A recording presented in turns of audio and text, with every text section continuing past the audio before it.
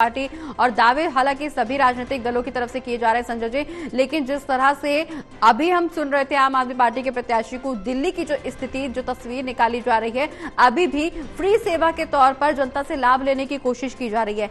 आखिर इसका लाभ आम आदमी पार्टी को कब तक मिलेगा? चूंकि चुनाव के दौरान जिस तरह का उथल पुथल आम आदमी पार्टी में देखने को मिला, जिस तरह की राजनीतिक हलचलें आम आदमी पार्टी में देखने को मिली, दिल्ली सरकार और दिल्ली बीजेपी आमने सामने रही, बेहद जुबानी जंग यहां देखने को मिली। क्या जनता इस बात को भाप पाएगी कि आखिर दिल्ली की राजनीति में क्या हो रहा है? क्या जनता के दिल में आम आदमी पार्टी अपनी जगह बना पाई है?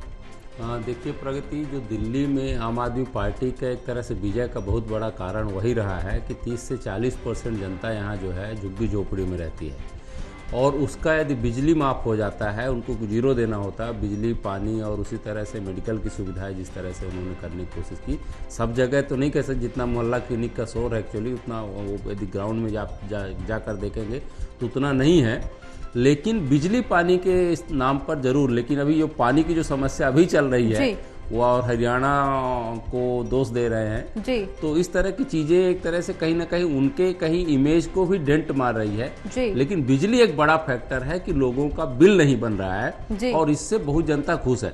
दूसरी चीजें जो छोटी छोटी उन्होंने एक तरह से एजुकेशन पे काम किया है, कुछ जगहों पे पूरी तरह वो भी कहते हैं कि नहीं, एक तरह से सही जो इमेज बनाई जा रही वो उतनी सही नहीं है, लेकिन इसका फायदा आम आदमी पार्टी को मिलता है जी। और मुझे लगता है यदि ऐसा ही चला तो वो मिलेगा, क्योंकि 40% वोट एक तरह से जो, क्योंकि आप देखिए कि यहाँ टोटल वोटिंग परसेंट 60% होता है, यदि 30% लोग झुग्गी झोपड़ी से निकले, जो मिडिल क्लास है, अपर मिडिल क्लास है, रिच क्लास है, वो तो बाहर निकलता ही नहीं वोट देने के लिए, तो इसका फायदा आम आदमी पार्टी को पूरी तरह से मिलता है। तो ये चीजें कहीं ना कहीं पूरी तरह से एक आम आदमी पार्टी को एक एड्ज देगी, एक कहीं ना कहीं उनको सहारा देगी कि वो उसमें जाकर के विनिंग मार्जिन के साथ जीते। लेकिन जब हम देश की बात करते हैं तो अगेन हम कहते हैं कि ये जो मुद्दा है सिर्फ ये राज्य और राष्ट्र के बीच का है जी। तो आप राज्य का चुनाव नहीं हो रहा, राष्ट्र का चुनाव है। राष्ट्र को चलाने के लिए बड़े डिसीजन की जरूरत होती है, बड़े नेतृत्व की जरूरत होती है, बड़े निर्णय की जरूरत होती है, और वहाँ अच्छी खासी मेजॉरिटी चाहिए होता है। इसीलिए यदि मोदी जी टोन सेट करते हैं कि अब की बार 400 पार, तो एक बड़ा निर्णय ले सके, क्योंकि वहाँ पे लोकसभा और राज्यसभा में भी कोई भी बिल आप कह रहे थे पारित कराना होता है। यदि आप किसी भी एक उसमें एक तरह से लोकसभा में हो या राज्यसभा किसी में भी आपके वोट परसेंटेज कम होते हैं तो आप बिल पास नहीं करा सकते। तो एक तरह से निर्णय लेने की क्षमता आदमी के भीतर या पार्टी के भीतर तभी हो पाती जब आप बड़े मार्जिन से जीते।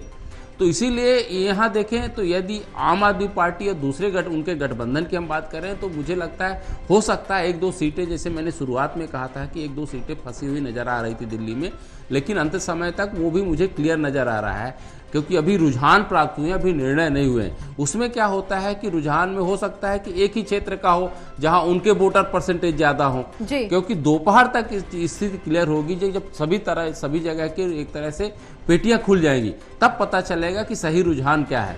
यदि जब पेटियां दोपहर तक पूरी जगह सभी जगह खुल जाएंगी तब पता चलेगा असल में कौन आगे जा रहा है, कौन पीछे जा रहा है। अभी बहुत कम समय है कि हम ये यहाँ पे रुझान के आधार पर कहें कि कौन पार्टी आगे जा रही है, कौन पार्टी पीछे जा रही है। बिल्कुल संजय जी, कौन पार्टी आगे जा रही है, कौन पीछे जा रही है, लेकिन इस बीच सोनी जी जिस तरह से हम अपनी चर्चा कर रहे हैं कि कहीं ना कहीं बड़े नेतृत्व को जो फैसला लेने का जिसको अधिकार हो, फैसला लेने की जिसमें क्षमता हो, ये तस्वीर हरियाणा में किसके चेहरे पे दिखाई देती है, चाहे वो सत्ता पक्ष की बात हो चाहे विपक्ष की बात हो। चूंकि जिस तरह से सीएम नायब सिंह सैनी को निश्चित तौर पर सत्ता में काबिज जरूर किया गया, लेकिन वो एक्सेप्टेंस शायद अभी भी जनता के मन में नहीं आई है। क्या विपक्ष के पास अभी कोई ऐसा चेहरा है जिसको एक्सेप्ट कर पाए जनता, या जिसके अंदर रूल करने की क्षमता हो, जिसको लेकर के जनता में कोई नाराजगी ना हो?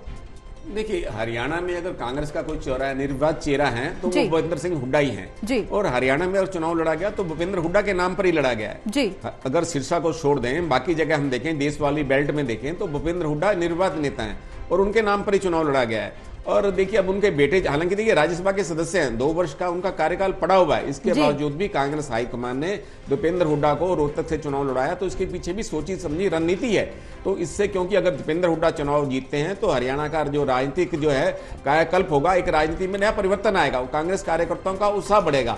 और ये बात है कि भारतीय जनता पार्टी में बड़ी खबर अपने दर्शकों को बता दें, जालंधर और गुरदासपुर से भी रुझान सामने आ चुके हैं, जहां खडूर साहिब से निर्दलीय प्रत्याशी अमृतपाल आगे चल रहे हैं। छत्तीसगढ़ से बस्तर से बीजेपी प्रत्याशी महेश कश्यप भी आगे चल रहे हैं। वहीं जालंधर की बात करें तो कांग्रेस प्रत्याशी चरणजीत सिंह चन्नी आगे चल रहे हैं। गुरदासपुर से बीजेपी प्रत्याशी दिनेश सिंह बाबू आगे चल रहे हैं। रुझान आना शुरू हो गए हैं। खडूर साहिब से निर्दलीय प्रत्याशी अमृतपाल आगे हैं। इसके अलावा छत्तीसगढ़ के बस्तर की बात करें तो बीजेपी प्रत्याशी महेश कश्यप आगे बढ़त बनाते हुए नजर आ रहे हैं। जालंधर से कांग्रेस प्रत्याशी आगे चल रहे हैं। तो निश्चित तौर पर अब कहीं कहीं 50-50 का आंकड़ा निकल करके सामने आ रहा है। हालांकि अभी तक हम देख रहे थे शुरुआती रुझान में बीजेपी कई जगहों पर सीटों पर बढ़त बनाती हुई नजर आई, लेकिन उसके बाद तस्वीर आम आदमी पार्टी की भी निकल करके सामने आ रही है। आम आदमी पार्टी भी दिल्ली में आगे बढ़ती हुई नजर आ रही है। इसके अलावा कांग्रेस प्रत्याशियों का भी खाता खुल गया है। अब कांग्रेस भी कहीं कहीं आगे बढ़ती हुई नजर आ रही है। वीरेंद्र जी, जिस तरह से हम चेहरे पर चर्चा कर रहे थे, कांग्रेस में निश्चित तौर पर कई ऐसे चेहरे हैं, वहीं बीजेपी में भी कई ऐसे चेहरे हैं। चूंकि विधानसभा को लेकर के हम चर्चा कर रहे हैं, जिस तरह से सीएम नायब सिंह सैनी को उस तरह से एक्सेप्टेंस नहीं मिली, अगर विधानसभा के आगे की रणनीति तय करनी होगी तो बीजेपी के लिए कितना चुनौतीपूर्ण होने वाला है, क्योंकि निश्चित तौर पर अब वो बार बार मुख्यमंत्री का चेहरा नहीं बदलेंगे। तो बीजेपी में नायब सिंह सैनी का एक्सेप्टेंस करवाना जनता के बीच में, ये कितना चुनौतीपूर्ण होने वाला है बीजेपी के लिए? देखिए, ये एक तो नायब सैनी को ये जो है सिद्ध करना होगा कि वो निर्णय लेने में स्वयं सक्षम हैं। तो उन पर मनोहर लाल जी की छाप है कि इस समय ये माना जा रहा है कि Manohar Lal ji super chief minister हैं, तो उनको अपने आप निर्विवाद ये नेता साबित करने के लिए नायब सैनी को अपनी कार्यक्षमता की छाप छोड़नी पड़ेगी। और एक बात और भी है, क्या नायब सैनी जो है अगला जो चुनाव है वो करनाल से नहीं लड़ेंगे। जब विधानसभा चुनाव होंगे तो उनको नारायणगढ़ की ओर जाना पड़ेगा, क्योंकि ये मनोहर लाल जी ने भी वहां स्थानीय कार्यकर्ताओं को स्पष्ट कर दिया है कि ये सिर्फ उपचुनाव के लिए उम्मीदवार हैं। अगला चुनाव वो नारायणगढ़ से ही लड़ेंगे। और देखिए, अम्बाला के अंदर जो है उनका ये विधानसभा क्षेत्र आता है। अम्बाला में बंतो कटारिया जो है पहले उसमें पोस्टल बैलेट में लीड कर रही है 600 वोटों के अंतर से। और ये देखिए कि वहां भी उनकी प्रतिष्ठा दांव पर लगी हुई है, क्योंकि उनका गृह जिला है अम्बाला, उनका गृह जिला है। अम्बाला से राजनीति शुरू की थी उन्होंने, वहां जिला भाजपा के अध्यक्ष भी रहे, युवा मोर्चा में भी काम किया। तो नायब सैनी के लिए तो कठिनाई है ही है, क्योंकि 3 महीने के अंदर वो क्या सिद्ध कर पाएंगे, क्योंकि समय बहुत कम है। और देखिए, ये बात है कि वो कार्यकर्ताओं में अब उनको अपनी लोकप्रियता भी साबित करनी है। और सबसे बड़ी बात है, भारतीय जनता पार्टी के जो बड़े चेहरे हैं, मान लीजिए ओम प्रकाश धनखड़ है, कैप्टन अभिमन्यु है, रामविलास शर्मा है, अनिल विज है, और इतने बड़े चेहरे हैं, मनीष ग्रोवर है, क्या उनको पार्टी विधानसभा चुनाव लड़ाएगी? अगर पार्टी उनको विधानसभा चुनाव लड़ाती है तो तब नायब सैनी का व्यक्तित्व उनके आगे बोना हो जाता है, क्योंकि वो उनसे वरिष्ठ नेता है। तो ये देखने वाली बात है कि भारतीय जनता पार्टी उनको किस तरह का अधिकार देती है और उनको किस तरह से अब जो है मनोहर लाल जी भी केंद्र में चले जाएंगे, तो क्या मनोहर लाल जी उन पर हरियाणा में कितना उनका दखल रहेगा, ये भी देखने वाली बात है। तो नायब सैनी के लिए कठिनाई है ही है, लेकिन अगर वो संगठन बल के ऊपर जिस तरह भारतीय जनता पार्टी की संगठन क्षमता है उसके आधार पर अपना आधार बना सकते हैं। लेकिन सबसे बड़ी चुनौती ये है कि 3 महीने के अंदर जो 9.5 वर्ष की जो एंटी इनकम्बेंसी है उस पर कैसे काबू पाएंगे लोग। वहां भ्रष्टाचार बढ़ा है, प्रॉपर्टी आईडी का मुद्दा है, फैमिली आईडी का मुद्दा है, और किसानों की नाराजगी भी है। तो इन सब बातों को देखिए, भारतीय जनता पार्टी जो है सर्व समाज की बात करती है, 36 बिरादरी की बात करती है, सबका साथ, सबका विकास और सबका विश्वास को लेकर अगर चलना चाहती है तो भारतीय जनता पार्टी को, चाहे अपने उन्होंने अब मंत्री नए बनाए हैं, अलग अलग वर्ग से बनाए हैं, लेकिन उन मंत्रियों को भी अपनी क्षमता दिखाने का अवसर कहां मिलेगा, क्योंकि उनके बनते ही तो आचार संहिता लागू हो गई और अब उसके बाद 3 महीने का समय पड़ा है। तो 3 महीने के अंदर लोगों की अपेक्षाएं बहुत ज्यादा है, काम करने की अधिक आवश्यकता है, लेकिन इन 3 महीने के अंदर भारतीय जनता पार्टी अपनी अपेक्षाओं, लोगों की अपेक्षाओं पर कितना खरा उतर पाएगी ये तो समय बता पाएगा। बिल्कुल, अपेक्षाएं क्या कुछ होंगी इस पर भी चर्चा करेंगे, लेकिन इस बीच अपने दर्शकों को बता दें कि हमारे साथ एक और गेस्ट जुड़ गए हैं, अनिल बंसल जी, जो कि वरिष्ठ पत्रकार है। सर, बहुत बहुत स्वागत है आपका आज की चर्चा में। जिस तरह से एक्सेप्टेंस को लेकर के हम चर्चा कर रहे थे, सोनी जी से अभी चर्चा हो रही थी कि कितना एक्सेप्टेंस यहां पर जनता का देखने को मिल रहा है सीएम नायब सिंह सैनी को लेकर के, चूंकि बेहद कम समय रह गया है यहां पर चुनाव में। इस बीच बड़ी खबर अपने दर्शकों को बता दें, जहां भिवानी महेंद्रगढ़ से कांग्रेस उम्मीदवार रावदान सिंह आगे चल रहे हैं। रावदान सिंह 888 वोटों से आगे चल रहे हैं। तो भिवानी महेंद्रगढ़ से ये तस्वीर सामने आई, जहां कांग्रेस उम्मीदवार रावदान सिंह आगे चल रहे हैं। 888 वोट से ये आगे बढ़त बनाए हुए नजर आ रहे हैं। एक बार फिर से वीरेंद्र जी आपके पास आएंगे। रावदान सिंह आगे चल रहे हैं, हालांकि बहुत ज्यादा वोटों का भी अंतर नहीं है, 888 वोटों से आगे चल रहे हैं, लेकिन जिस तरह से दावा किया जा रहा था, अब कांग्रेस की तस्वीर भी निकल करके सामने आ रही है। देखिए यहाँ बड़ा कांटे का मुकाबला है जी। और भारतीय जनता पार्टी के धर्मवीर सिंह भी जो है अपनी जीत को 50,000 वोटों के अंदर से मानकर चल रहे हैं जी। अब देखिए भारतीय जनता पार्टी का वहां पर भिवानी में किसानों के विरोध का सामना भी करना पड़ा है और देखिए फूट तो कांग्रेस के अंदर भी थी, वहां किरण चौधरी को लेकर जो है एक तरह के कई तरह की चर्चाएं चलती रही है और राव दान सिंह और उनके मतभेद थे, सार्वजनिक हुए राहुल गांधी की जनसभा में सब लोगों ने देखे। तो इसलिए हालांकि देखिए कांग्रेस को वहां भारतीय जनता पार्टी के खिलाफ लाभ मिल रहा है। अगर देखिए धर्मवीर पहले भी लगातार 2 बार सांसद रहे हैं और लोगों की कुछ नाराजगी भी हो सकती है, लेकिन वहां पर भारतीय जनता पार्टी अपने आप को कमजोर नहीं आंक रही। भारतीय जनता पार्टी का जो आंतरिक आंकलन है उसके अनुसार भी भारतीय जनता पार्टी 50,000 और 60,000 के अंदर से यह सीट जीतेगी। लेकिन अभी तो बहुत शुरुआत है, प्रारंभिक शुरुआत है, अभी तो ये अंतिम चरण तक जब जाएगा तो ये चुनाव कांटे का है, इसमें कोई संदेह नहीं है। लेकिन ये बात है कि कांग्रेस को भी जो है भारतीय जनता पार्टी जो खिलाफ नाराजगी का वातावरण बना हुआ था उसका लाभ अवश्य मिल रहा है। बिल्कुल, लाभ कितना मिल रहा है हालांकि ये जब नतीजे आएंगे सामने तो बताएंगे, लेकिन इस बीच बड़ी खबर अपने दर्शकों को बता दें, पश्चिमी दिल्ली से बीजेपी उम्मीदवार कमलजीत सहरावत आगे चल रहे हैं। कमलजीत सहरावत 1203 वोट से फिलहाल आगे चल रही है। पश्चिमी दिल्ली से ये रुझान सामने आ रहे हैं जहां बीजेपी उम्मीदवार बढ़त बनाते हुए नजर आ रहे हैं। कमलजीत सहरावत 1203 वोटों से आगे हैं। पश्चिमी दिल्ली की तस्वीर जहां बीजेपी का दबदबा फिलहाल बरकरार है। दिल्ली की 7 लोकसभा सीटों पर मतगणना जारी है जिसमें अभी तक 2 सीटें बीजेपी के खाते में और 1 सीट आम आदमी पार्टी के खाते में जाती हुई नजर आ रही है। तो कुल मिलाकर के कमलजीत सहरावत फिलहाल बढ़त बनाए हुए हैं 1203 सीटों से 3 वोटों से। और इस बीच जिस तरह की तस्वीरें दिल्ली में निकल करके सामने आ रही हैं वो अपने आप में एक इतिहास की तरफ बढ़ रही हैं, क्योंकि दावे जरूर किए जा रहे हैं आम आदमी पार्टी की तरफ से भी और बीजेपी की तरफ से भी, लेकिन फिलहाल जो मौजूदा तस्वीर है उसके मुताबिक 2 सीटें बीजेपी के पास है और इसके अलावा 1 सीट आम आदमी पार्टी के पास है। कमलजीत सहरावत पश्चिमी दिल्ली से फिलहाल आगे बढ़ती हुई नजर आ रही हैं। अनिल जी, जिस तरह से यहाँ पर तस्वीरें निकल करके सामने आ रही, रुझान जो सामने आ रहे हैं उस पर हम चर्चा कर रहे हैं। आप अगर हम हरियाणा की बात करें तो हरियाणा में अभी तक एक्सेप्टेंस को लेकर के चर्चा चल रही थी कि सीएम नायब सिंह सैनी के चेहरे को उतनी एक्सेप्टेंस नहीं मिली है, क्योंकि अब बहुत कम समय रह गया है विधानसभा चुनाव के लिए। वो एक्सेप्टेंस करवाना बीजेपी के लिए जितना चुनौतीपूर्ण है उतना उसका फायदा उठाना कांग्रेस के लिए भी एक चुनौतीपूर्ण मामला है, क्योंकि कांग्रेस में भी कहीं ना कहीं खामियां हैं। जब चुनाव हो रहे थे तो जीत के दावे किए जा रहे थे, चुनाव के बाद भीतरघात की तस्वीरें निकल करके सामने आने लगी, चाहे वो बीजेपी की तस्वीर हो चाहे कांग्रेस की तस्वीर हो।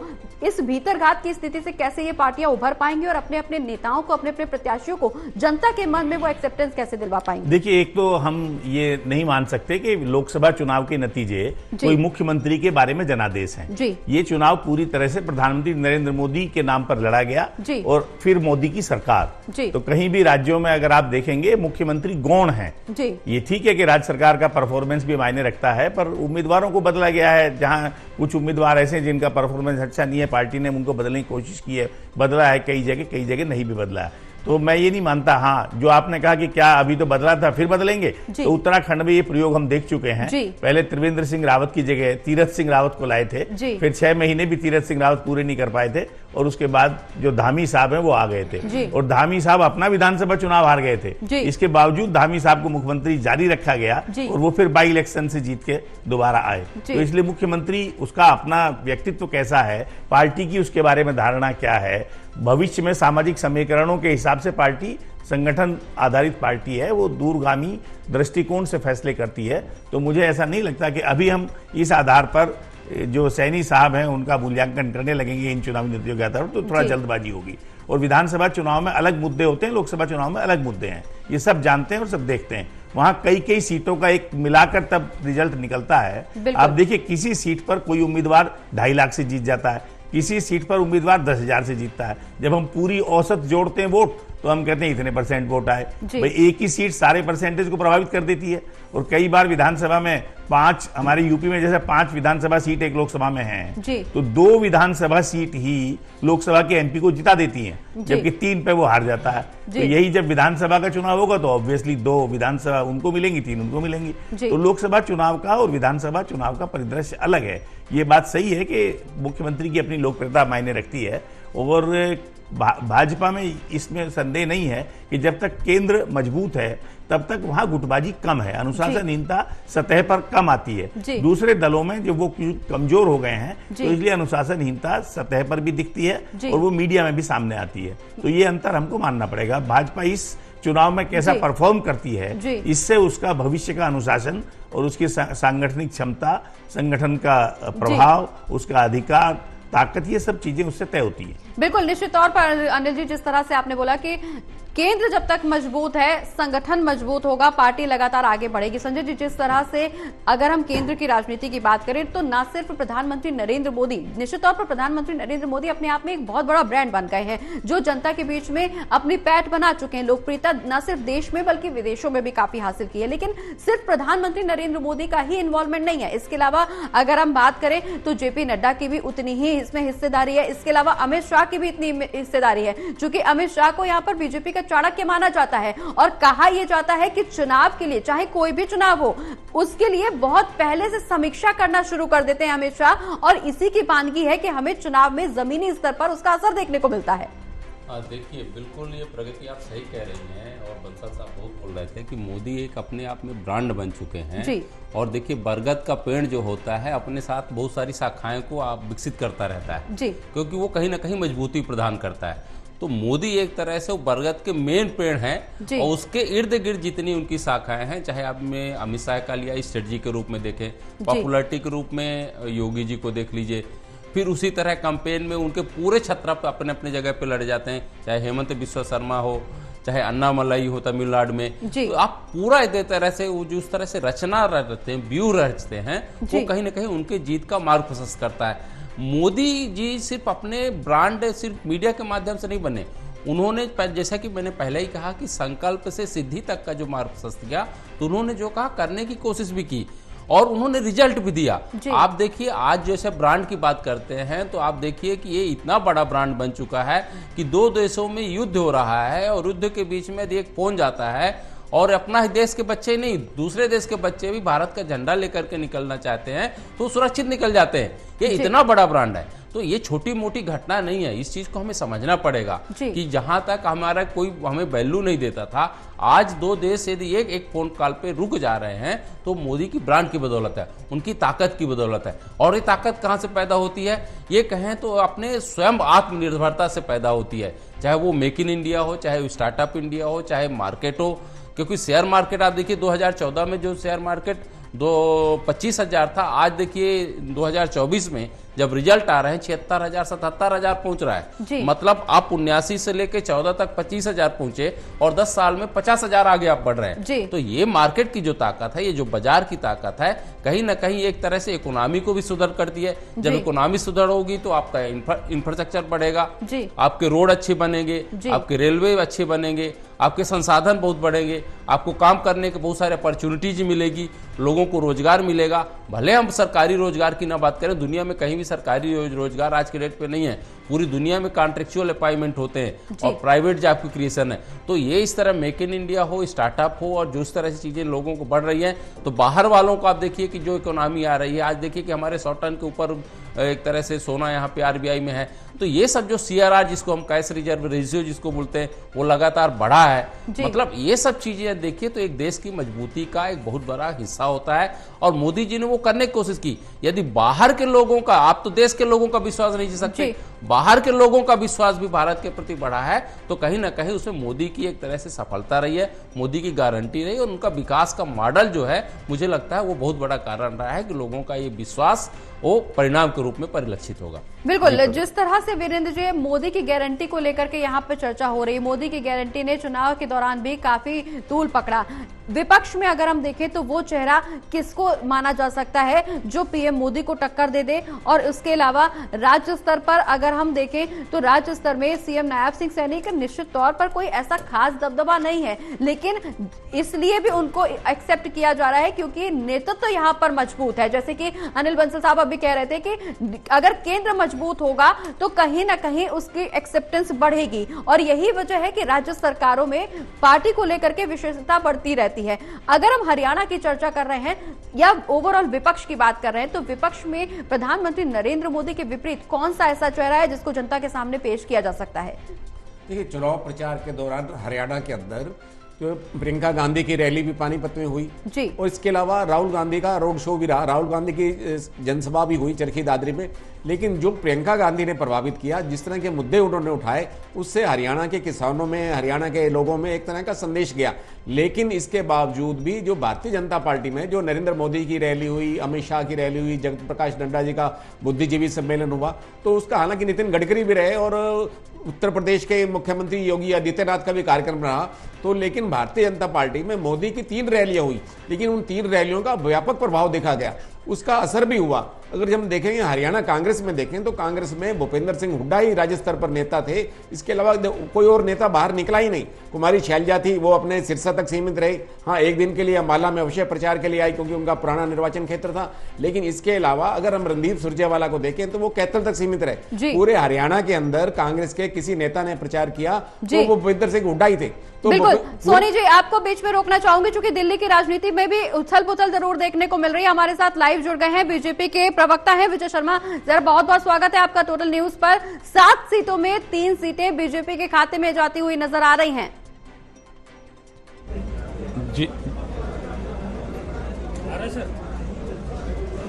जी देखिए, ऐसा अभी ये शुरुआती रुझान है। अभी आपने देखा होगा कि अभी बैलेट पेपर से गिनती हुई थी, तो अभी स्टार्टिंग हुई है। कुछ पॉकेट होती हैं जहां उम्मीदवार का थोड़ा सा प्रभाव होता है। अंततोगत्वा जो आप देखेंगे कि हम 7 की 7 सीटें जीतने जा रहे हैं। जिस तरह से केजरीवाल जी का पाप उजागर हुए हैं, उस तरह से जनता ने मन बना लिया। और राहुल गांधी जी के बारे में तो सब जानते ही हैं कि वो एक सीरियस पॉलिटिशियन नहीं है। तो यहाँ इनका सुपड़ा साफ होने जा रहा है। जैसे 2014 और 2019 में हमारे को 7 में से 7 आई थी, इस बार भी वही कमल का फूल खिलने जा रहा है। दिल्ली में 7 की 7 सीटें जनता, दिल्ली की जनता जिताने जा रही है। बिल्कुल, लेकिन आम आदमी पार्टी का तो दावा यह है कि दिल्ली के दिल में आम आदमी पार्टी बसती है।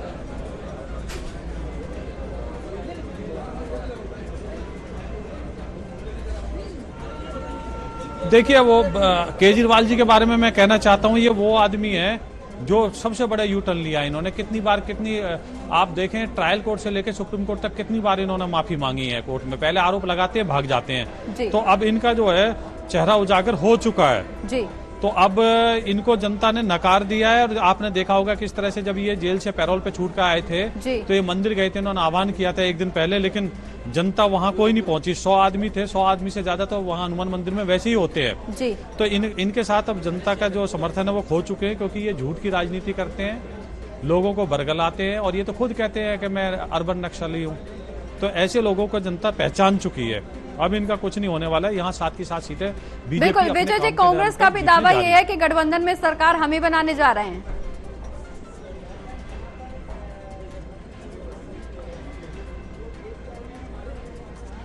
देखिए, कांग्रेस का दावा करना तो कोई नहीं है। दावा तो कोई भी कर सकता है, आप और हम भी कर सकते हैं, कोई भी कुछ भी कर सकता है। उन्होंने जमीन पर काम कहाँ किया, उनका संगठन कहाँ जमीन पर, उन्होंने लोगों के लिए किया क्या है?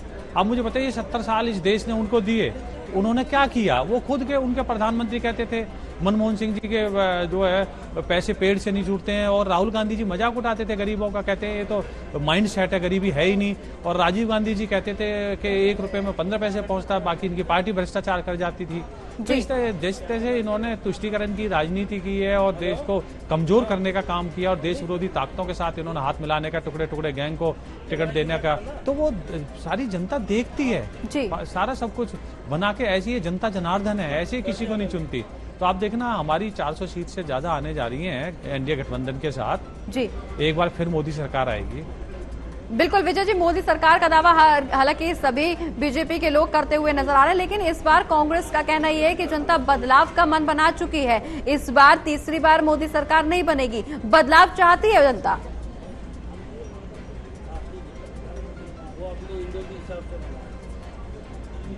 प्रगति जी, आप भी टीवी चैनल के ऊपर बैठे हो, जरा आप मुझे आंकड़े दिखाना, आंकड़े क्या बता रहे हैं, आपको खुद पता चल जाएगा। और आप जमीन पे घूमी होंगी, आपने लोगों के इंटरव्यू लिए होंगे और लोगों से पूछा होगा, तो ये किस तरफ जा रहा है और कितने एग्जिट पोल आए हैं किसी को करने की जरूरत नहीं। हमने किस तरह से गरीब के लिए, नारी के लिए, आदिवासी के लिए, युवा के लिए, किसानों के लिए काम सर, एग्जिट पोल को तो जयराम रमेश मैनेज बता रहे हैं। एग्जिट पोल के लिए तो जयराम रमेश ने ट्वीट करके बोला कि पीएम मोदी के द्वारा से मैनेज किया गया है।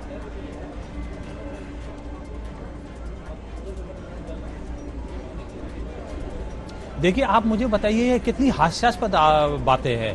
एक वरिष्ठ नेता ऐसी बातें बोलता है। अरे इलेक्शन हो चुके हैं, किसको इन्फ्लुएंस करना चाहते हैं हम? अब मुझे बताइए, इलेक्शन से पहले होता तो चलो मैं मान भी लेता कि भाई चलो ये, अब इलेक्शन होने के बाद में एक दिन बीच में था।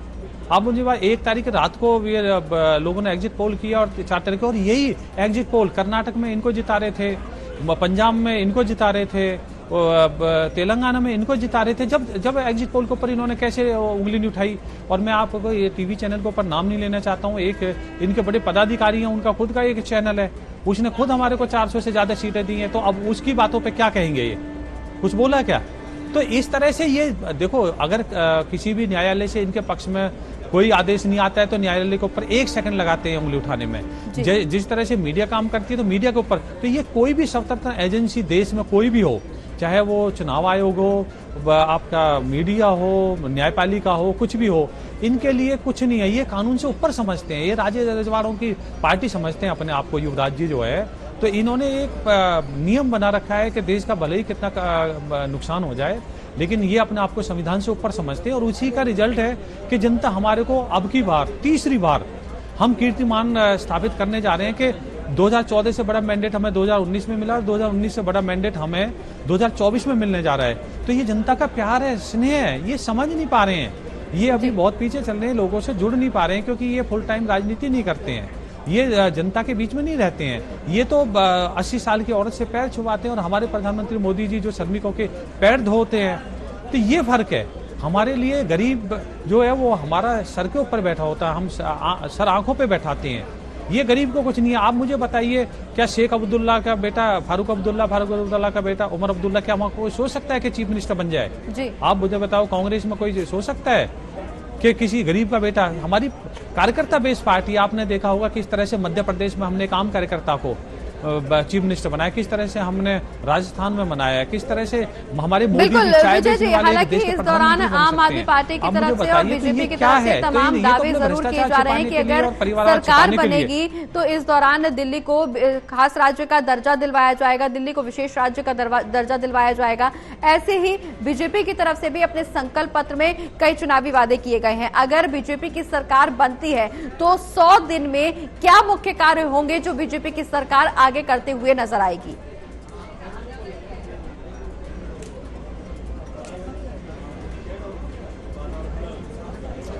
प्रगति जी, देखिए ऐसा है कि हमारे मोदी जी ने अभी कुछ दिन पहले ही मीटिंग की थी और अपना जो है 100 दिन का खाका तैयार कर लिया कि 100 दिन में क्या काम करने, क्योंकि ये उनका एक मामला है और अभी ठीक नहीं है चुनावों के दौरान तो ये आप आने वाले 100 दिन में देखेंगे, आपको नजर आएंगे जिस तरह से 2019 में हमने 100 दिन का एक एजेंडा तैयार किया था।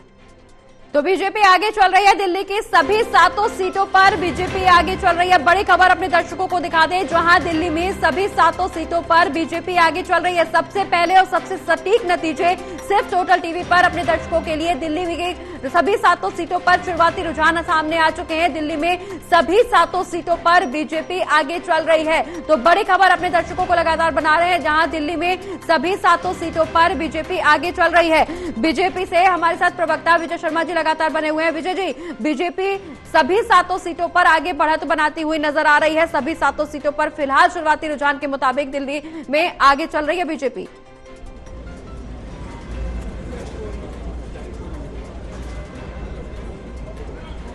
प्रगति जी, मैंने अभी आपको थोड़ी देर पहले ही बोला था ना कि हम 7 की 7 सीटें जीतने जा रहे हैं, क्योंकि हमने काम किया है, हमें पता है। हमने पन्ना प्रमुखों की ग्राउंड लेवल की रिपोर्ट ली है, हम लोगों के दुख सुख में साथ रहते हैं। इनका काम आरोप लगाना होता है। अब पानी की कमी है, ये नहीं कहते कि हम पानी दुरुस्त करेंगे, ये सुप्रीम कोर्ट भाग जाते हैं। सुप्रीम कोर्ट ने क्या करना है, भाई आप पानी की जो चोरी होती है, जो आप जो जल माफिया उनको आप पानी बेच देते हो, उनको रोकिए। आप जाइए, गली मोहल्लों में जाइए, हमारे से जो सेंटर से जो मदद है वो लीजिए। तो ये राजनीति करते हैं, कोरी राजनीति। कोई भी हादसा हो जाता है उसके पल्ला झाड़ लेते हैं, ये राजनीति का समय नहीं, और ये उल्टी सीधी बातें करने लग जाते हैं। तो इस तरह से आप देखेंगे तो जो आम आदमी पार्टी की राजनीति है उसको जनता समझ चुकी है और एक्सपोज कर चुकी है। अब अरविंद केजरीवाल जी जो है उनकी पार्टी जो है गर्त में जाने की जरूरत है, क्योंकि उन्होंने झूठ बोल के जिस तरह से यू टर्न लिया, किस तरह से आपने देखा होगा बच्चों की कसम खाई थी। तो हिसार से कांग्रेस उम्मीदवार कुमारी शैलजा आगे चल रही है। बड़ी खबर अपने दर्शकों को बता दें, जहां कुमारी शैलजा 403 सीटों से आगे चल रही है। वहीं करनाल से कांग्रेस उम्मीदवार दिव्यांशु बुद्धि राजा 3,371 वोट से आगे चल रहे हैं। सोनीपत से कांग्रेस उम्मीदवार सतपाल ब्रह्मचारी आगे चल रहे हैं। बड़ी खबर लगातार अपने दर्शकों को बता रहे हैं, जहां सतपाल ब्रह्मचारी 1,064 वोट से आगे चल रही हैं। वहीं हिसार से कांग्रेस उम्मीदवार कुमारी शैलजा आगे चल रही हैं, 403 वोटों से आगे चल रही है कुमारी शैलजा। करनाल से कांग्रेस उम्मीदवार दिव्यांशु बुद्धि राजा आगे चल रहे हैं। एक बार फिर से बीजेपी प्रवक्ता विजय का रुख कर लेते हैं। विजय जी, जिस तरह से 7 सीटों पर दिल्ली में अभी बीजेपी का दबदबा देखने को मिल रहा है, हालांकि विपक्ष की तरफ से आरोप यह है कि बीजेपी विपक्ष को खत्म करना चाहती है। यही वजह है कि विपक्षी नेताओं के ऊपर जांच बिठाई जाती है, ईडी सीबीआई को उनके पीछे छोड़ा जाता है, लेकिन बीजेपी नेताओं पर कोई कार्रवाई नहीं की जाती है।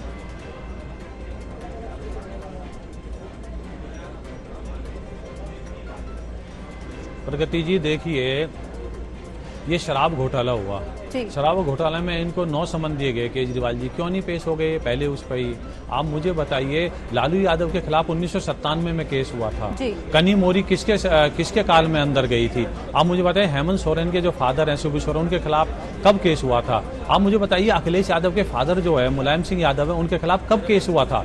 ये ज्यादातर तो भ्रष्टाचारी, आपको पहले ही पता है उनके खिलाफ पहले कांग्रेस शासन में और उससे पहले उनके खिलाफ FIR हो चुकी है भ्रष्टाचार के, कुछ को सजा हो चुकी है, कुछ जेल जा चुके हैं। और आपने 2019 का आपने भाषण देखा होगा, मोदी जी ने जितनी जनसभा उसमें बोला था कि मैं सारे भ्रष्टाचारियों को जेल के दरवाजे तक ले आया हूं, आप मुझे एक मौका दीजिए, सारे भ्रष्टाचारी जेल के अंदर होंगे। अब जेल के अंदर जाने लगे हैं, तो अपना भ्रष्टाचार छुपाने के लिए और परिवारवाद बचाने के लिए ये एक होने लगे हैं। इनका कोई नहीं। अब आपने केजरीवाल जी का देखा होगा किस तरह से उन्होंने बयान दिया था कि मेरा कांग्रेस के साथ ना तो लव मैरिज है ना अरेंज मैरिज है, मेरा 4 तारीख तक का था। तो ये वो पार्टी है। आप देखिएगा, ममता बनर्जी आपने देखी होगी, वो कहती हैं कि 40 सीटों पर सिमट जाएगी कांग्रेस। और कांग्रेस इसके अपना चीफ मिनिस्टर, केरल के चीफ मिनिस्टर कहते हैं कांग्रेस का तो मतलब सिर्फ सत्ता पाना होता है। तो आप किस तरह से इनमें उद्धव ठाकरे जी के जो है वो संजय राउत जी कहते हैं कि उद्धव ठाकरे जी प्राइम मिनिस्टर बनेंगे।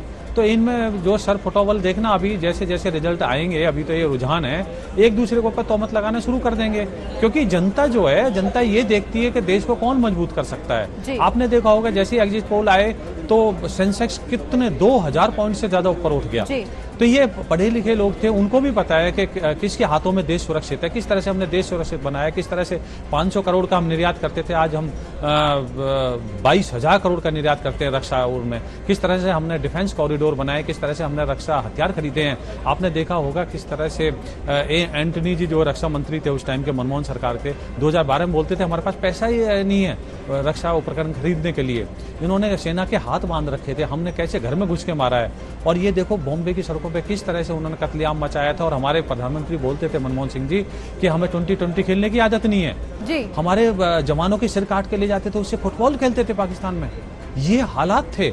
और दिल्ली के में आप मुझे बताइए, चाहे वो हाई कोर्ट हो, लाल किला हो, सरोजनी नगर हो, लाजपत नगर हो, कुतुब मीनार हो, कहाँ बॉम्ब ब्लास्ट नहीं होते थे। आज देश का एक शहर बताइए जहां कोई बड़ा कोई बॉम्ब ब्लास्ट हुआ हो। तो हमने देश को कैसे मजबूत किया, कैसे सशक्त किया है। हमने अपनी सेना के लिए 1 रैंक 1 पेंशन लाके किस तरह से हमने 70,000 करोड़ दिए, इन्होंने इनका 500 करोड़ का था।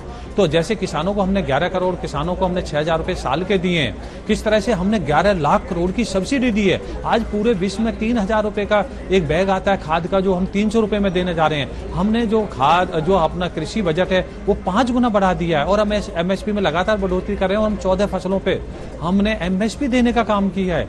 ये हमारा जो विजन है। हम कैसे महिलाओं को, आपने देखा होगा कैसे महिलाएं शर्म के मारे बाहर शौच में जाती थी और वो रात होने का इंतजार करती थी। 11 करोड़ शौचालय हमने दिए हैं, हमने 11 करोड़ सिलेंडर देके उनको वो दिया है। हमने कोई घर ऐसा ना हो उनको इलेक्ट्रीफाई किया है, बिजली पहुंचाने का काम हमने किया है।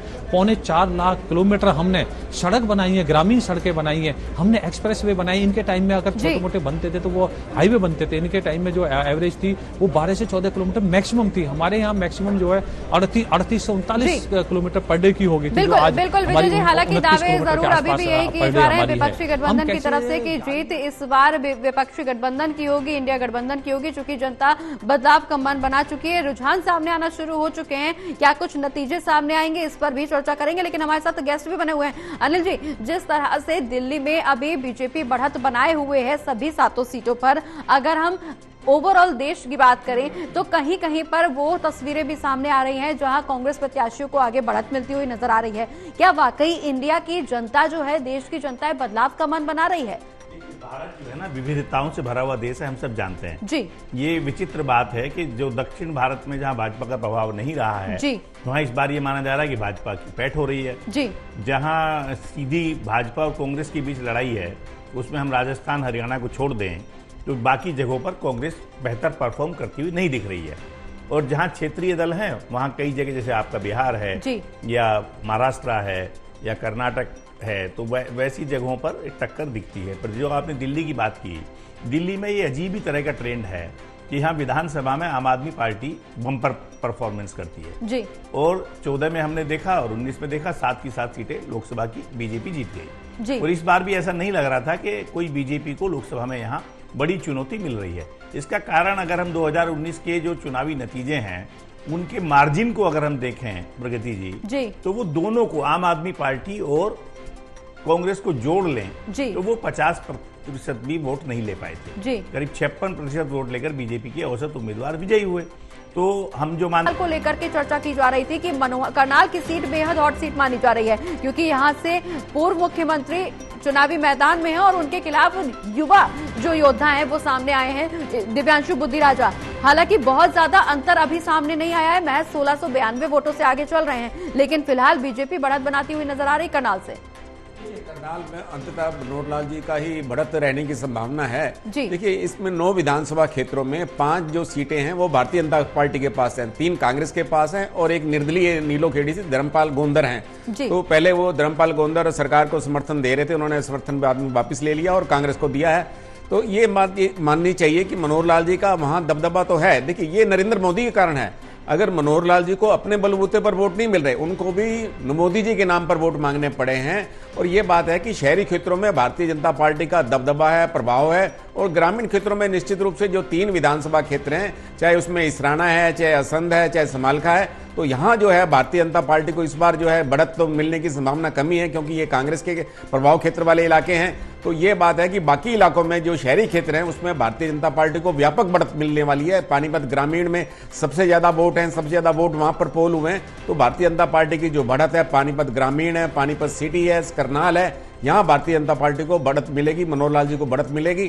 कुल मिला के ये देखा जाएगा कि मनोहर लाल जी की जीत का अंतर यहाँ कितना रहता है। दिव्यांशु बुद्धिराजा नए चेहरे हैं, गोवाना से रहने वाले हैं, पहली बार वो लोकसभा का चुनाव लड़ रहे हैं। चुनाव तो लोकसभा का पहली बार मनोहर लाल जी भी लड़ रहे हैं, लेकिन वो 31 वर्ष के युवा हैं और पहली बार जो है ये चुनावी राजनीति में आए हैं दिव्यांशु बुद्धिराजा। तो लेकिन उन्होंने मुकाबला तो किया है, ऐसी बात नहीं कि मुकाबला नहीं किया, लेकिन मुकाबला किया है। लेकिन कांग्रेस का संगठन ना होना ये सबसे बड़ी एक बाधा है।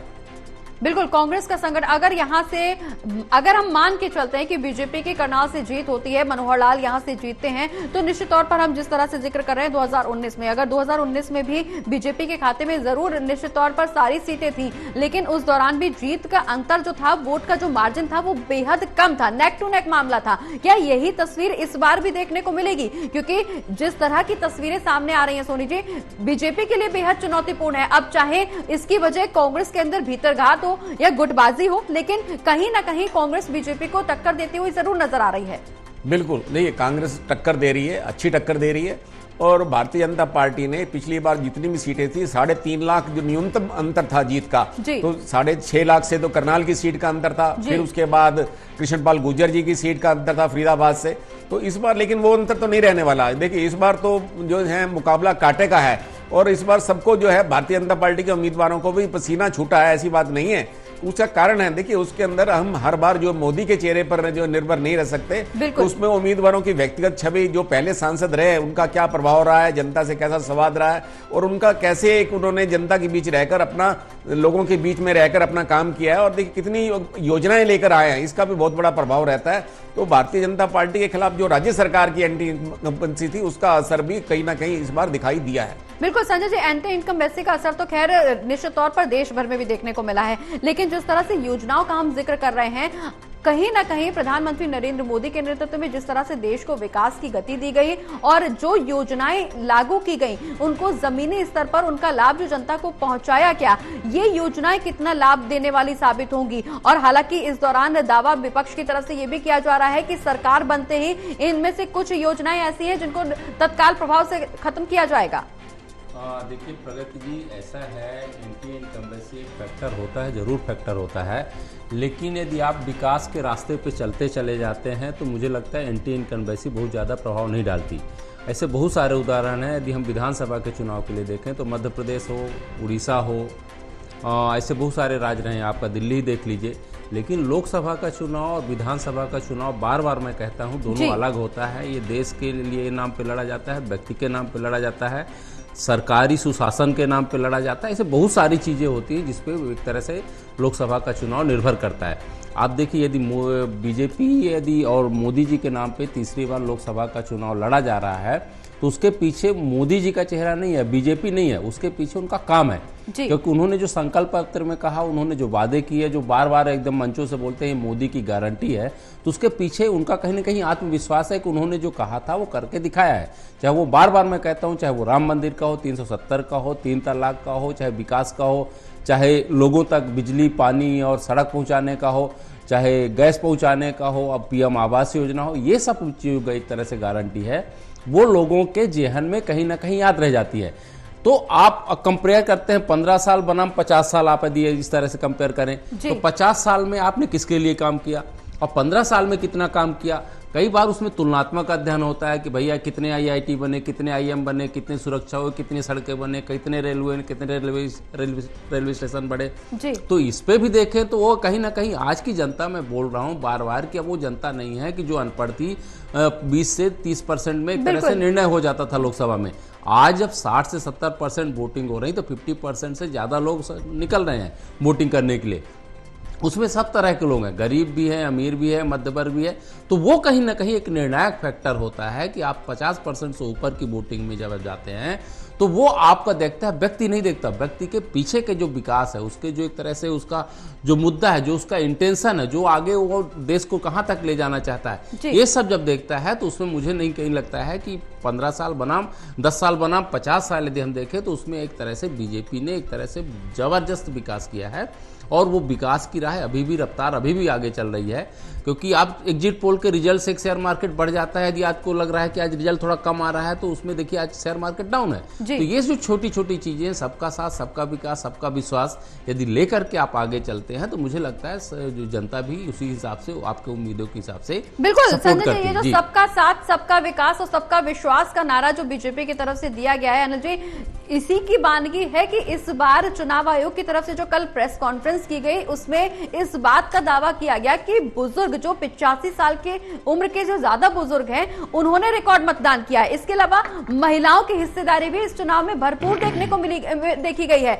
महिलाओं की तरफ से भी रिकॉर्ड मतदान हुआ है। यानी कि बीजेपी का जो सबका साथ, सबका विश्वास, सबका विकास का जो नारा है, अब सभी वर्ग आगे आकर के कम से कम वोटिंग तो कर ही रहे हैं। नहीं, देखिए, इसमें आप सरकार को अगर श्रेय दे रहे हैं तो मैं मानता हूं चुनाव आयोग को इसका श्रेय आपको देना चाहिए। जी बिल्कुल। चुनाव आयोग ने जो व्यवस्थाएं की थी, जो भी 80 से ज्यादा उम्र के थे उनके घर पर लोग गए मतदान के लिए, और ये सब पहले से उन्होंने सब पोस्टल बैलेट के लिए पुख्ता बंदोबस्त किए। पिछले चुनावों में हम देखते थे जो लोग चुनावी प्रक्रिया में भाग लेते थे वो मतदान कर ही नहीं पाते थे। तो चुनाव आयोग ने, और के जो राजीव कुमार जी ने कल बोला, वो निश्चित रूप से हमने देखा चुनाव में शराब का प्रभाव, पैसे का प्रभाव, ये सब चीजें, बहुत लड़ाई झगड़े, कोई फसाद, कोई कुछ, बहुत ही शांति, मोटे तौर पर जहां ये इतिहास रहा, कई राज्यों में तो चुनाव रद्द करने पड़ते थे। हमने देखा बिहार में, उत्तर प्रदेश में कई बार ऐसी स्थिति आती थी और TN शेषन साहब तक के टाइम में आई थी। तो वो स्थिति कहीं नहीं आई। और जो चुनाव में उत्साह से, जो आपने कहा 85 साल, 80 साल, 90 साल, उन्होंने व्यवस्था बढ़िया की और लोगों को प्रेरित किया। और इसी जो चेकिंग देखिए आप, कोई काला धन, कोई जो चुनाव को प्रभावित करने वाले जितने पहलू हो सकते हैं उन सब पर बहुत पैनी नजर थी। और जो मशीनरी लगी हुई थी वो हमने देखा मोटे तौर पर इर्रेस्पेक्टिव कौन किस पार्टी का है इसकी चिंता ही नहीं है उनको, वो सबको समदर्शी भाव से ट्रीट कर रहे थे। तो इसका पूरा श्रेय हम चुनाव आयोग को देंगे। उसने बहुत बेहतर चुनाव कराया है। बिल्कुल, निश्चित तौर पर इस बात का श्रेय किसी और पार्टी को नहीं दिया जा सकता, ना मैं दे रही हूं। मैं सिर्फ इस बात का जिक्र कर रही हूं कि इस बार महिलाओं की हिस्सेदारी हो, चाहे बुजुर्ग मतदाताओं की हिस्सेदारी हो, काफी संख्या में देखने को मिली। और सही बात है कि चुनाव आयोग की तरफ से व्यवस्थाएं बहुत ज्यादा बेहतर की गई थी, चूंकि जागरूकता अभियान भी लगातार चलाया गया। चुनाव आयोग की तरफ से भी निश्चित तौर पर सबको जागरूक किया जा रहा था कि कम से कम आगे आकर के अपने मताधिकार का इस्तेमाल जरूर करें। मोदी सरकार का जिक्र इस बात के लिए हो रहा है कि चूंकि हर वर्ग को साथ में लेने की चर्चा मोदी सरकार में की जाती है, पीएम मोदी के नेतृत्व में की जाती है, चाहे वो युवा वर्ग हो, चाहे महिला हो, चाहे बुजुर्ग वर्ग हो, चाहे कोई भी वर्ग हो, हर वर्ग को शामिल किया जाता है उनकी योजनाओं में, उनके आगे लाभ में। लेकिन अब देखने वाली बात यह है कि इस दौरान राजनीति में लोग इतना सक्रिय, इतना दिलचस्प कैसे नजर आ रहे हैं। अनिल जी, अगर हम पहले की बात करें तो उतना लोग सक्रिय नहीं थे, राजनीति को लेकर के इतनी दिलचस्पी नजर नहीं आ रही थी। क्या ये पीएम मोदी की ब्रांडिंग की वजह से इतना दिलचस्पी लोगों में आई है, या लोग वाकई अब जागरूक हो गए हैं? प्रगति जी, देखिए, चुनाव में उनको समर्थन मिलता है, इसको हम कहेंगे कि उनके कारण है।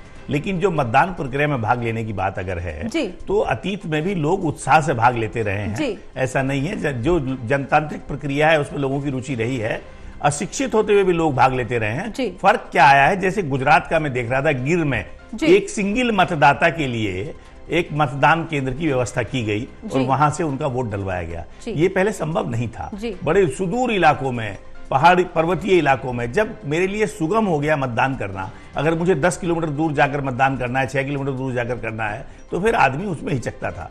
अब मतदान चुनाव आयोग ने जो व्यवस्थाएं की हैं उससे सबका रुचि भी बढ़ी है और लोग जागरूक हैं। ऐसा नहीं है, राजनीति के मामले में कोई इसका एजुकेशन से ज्यादा ताल्लुक नहीं होता। लोग अपनी सरकार अच्छी बनाना चाहते हैं, जनप्रतिनिधि कैसा चुनना चाहते हैं। देखिए, गांवों में भी प्रधान के चुनाव भी होते हैं, प्रमुख के चुनाव होते हैं, विधायक का चुनाव होता है, तो लोग लोकतांत्रिक प्रक्रिया में भाग लेना चाहते हैं। बस ये है कि मौसम का थोड़ा प्रभाव था तो लोग सुबह और शाम निकले, लेकिन लोग लेते हैं भाग। और ये अलग मुद्दा है, इस पर उम्मीदवार पर भी निर्भर करता है। कई जगह उम्मीदवार बहुत एक्टिव हैं, उनका संगठन है। जैसे भाजपा के लोग, पहले संघ के लोग काम करते रहे हैं कि वो घरों घरों से एक एक मतदाता को कोशिश करते थे, लिस्ट में निशान लगाकर रखते थे, किसके घर से कौन वोट रह गई उसको लाते थे। ये सब चलता है, तो वो जागरूकता लोगों में रही है और अब बढ़ रही है, क्योंकि लोग अपने अधिकारों को लेकर भी जागरूक हो रहे हैं। और मतदान के लिए चुनाव आयोग ने कितना प्रेरित किया लोगों को। एक एक आदमी के मोबाइल पर 10-10 सेलिब्रिटी उसको रिकॉर्डेड मैसेज आ रहे हैं कि आप चलिए, जैसे प्रधानमंत्री ने भी कहा, चुनाव आयोग ने भी कहा, पहले मतदान फिर जलपान। बिल्कुल तो इसका प्रभाव हुआ है। निश्चित तौर पर ये चुनाव आयोग की तरफ से जागरूकता अभियान भी चलाया गया, काफी प्रेरित भी किया गया जनता को। और इसी की बानगी है कि इस बार वोटिंग प्रतिशत में इजाफा ओवरऑल अगर हम देखें तो जरूर देखने को मिला है। सोनी जी, जिस तरह से अगर हम हरियाणा की चर्चा कर रहे हैं तो हरियाणा में कई ऐसे बड़े चेहरे हैं जिनकी साख दांव पर लगी है। चूंकि हरियाणा के लिए कहा जाता है कि यहाँ पर जाट वोटर्स काफी संख्या में है और जाट वोटर्स का जो जाट वोट है उसको लेकर के लोग काफी ज्यादा चिंतित रहते हैं। क्या इस बार भी जाट वोटर्स की भूमिका अहम देखने को मिली है? क्योंकि ब्राह्मण कार्ड बीजेपी की तरफ से खेला गया और वही रिपीटिशन कांग्रेस की तरफ से भी देखने को मिला, तो क्या जाट वोटर्स की भूमिका यहां पर निर्णायक तौर पर देखने को मिल सकती है? देखिए, जातीय समीकरण के हिसाब से देखें तो कांग्रेस ने भी इस बार जो है अपना अच्छा आधार बनाया है। भारतीय जनता पार्टी से जाट समाज का अगर मोह भंग हुआ है तो उसका लाभ कांग्रेस को मिला है। और देखिए, ये उम्मीदवारों का चयन है, एक हमारी जातीय जो प्रतिबद्धता होती है उसी के अनुसार जो है उम्मीदवारों का चयन किया जाता है। और भारतीय जनता पार्टी ने भी उसी के अनुसार किया और कांग्रेस ने भी किया। कांग्रेस ने पहली बार दो पंजाबी चेहरे जो है मैदान में उतारे हैं और पहले कभी किसी पंजाबी को टिकट नहीं दिया जाता था। इस बार दिवांशु बुद्धिराजा को करनाल से और राज बब्बर को गुड़गांव से टिकट दिया। तो ये बात है कि भारतीय जनता पार्टी ने जो जाट मतदाताओं की नाराजगी थी उनको दूर करने का प्रयास भी किया है। लेकिन किसान आंदोलन में भारतीय जनता पार्टी को इतना नुकसान हो गया कि भारतीय जनता पार्टी उसमें जो है उसको खिमाजा जो है उसका पूरा नहीं कर पाई। और ये बात है कि भारतीय जनता पार्टी में अब पहले ओम प्रकाश धनखड़ थे जो प्रदेश अध्यक्ष थे, बाद में उनको केंद्रीय सचिव बना दिया गया पार्टी में। तो एक जाट को अध्यक्ष पद से हटाना, इसकी भी प्रतिक्रिया हुई, कहीं ना कहीं दिखाई दी, क्योंकि वो भारतीय जनता पार्टी में ये दिखाई देने लगा था कि पार्टी में जाटों की उपेक्षा हो रही है। हालांकि ऐसी बात नहीं थी, क्योंकि जो सुभाष बराला थे उनको राज्यसभा का सदस्य बनाकर भेजा गया और इस समय चुनाव प्रबंधन समिति के जो हरियाणा के अध्यक्ष हैं वो भी सुभाष बराला ही हैं। हालांकि कैप्टन अभिमन्यु भी जो टिकट के दावेदार थे उनको टिकट नहीं दिया गया और उनके स्थान पर रंजीत सिंह चौटाला को टिकट दिया गया हिसार में।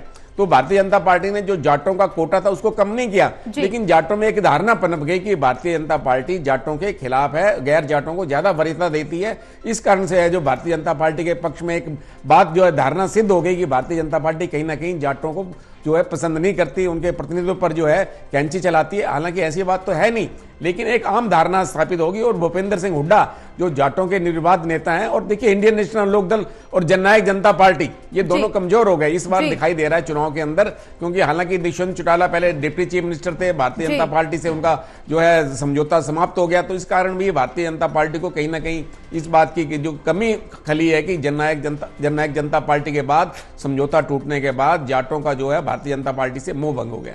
बिल्कुल, अगर हम जेजेपी और इनेलो की बात करें तो इस बार जेजेपी में भी काफी उतार चढ़ाव देखने को मिले। निश्चित तौर पर बीजेपी ने अपनी पूरी कोशिश की, पूरी रणनीति के तहत चुनावी मैदान में आई, उसी के तहत कांग्रेस ने भी बीजेपी को कड़ी टक्कर देने के लिए तमाम तैयारियां की, लेकिन जेजेपी और इनेलो की यहां पर बिल्कुल भी मौजूदगी कोई खास देखने को नहीं मिल रही है। जिस तरह से अलगाव हुआ, गठबंधन से अलग हुई जेजेपी, उसके बाद दावे जरूर किए जा रहे थे अविश्वास प्रस्ताव को लेकर के, सरकार के अल्पमत में होने को लेकर के, सरकार गिराने को लेकर के तमाम दावे किए जा रहे थे, लेकिन वो दावे भी अब कहीं ना कहीं सोनी जी धराशायी होते हुए नजर आ रहे हैं, क्योंकि अभी जेजेपी का फिलहाल वर्चस्व चुनावी मैदान में तो देखने को नहीं नजर आ रहा है। देखिए, जननायक जनता पार्टी का कोई अब इतना आधार नहीं रहने वाला, और चाहे उनका गठबंधन टूट भी गया हो, लेकिन 3 विधायकों ने भारतीय जनता पार्टी से समर्थन वापस ले लिया, जो निर्दलीय विधायक थे। अल्पमत में भी होते हुए भारतीय जनता पार्टी की सरकार बहुमत में है। देखिए, कांग्रेस के पास इतना संख्या बल है नहीं, क्योंकि अब 3 महीने के लिए कांग्रेस जो है सरकार बनाने की स्थिति में नहीं है, और कोई भी दल नहीं है, तो उसमें भारतीय जनता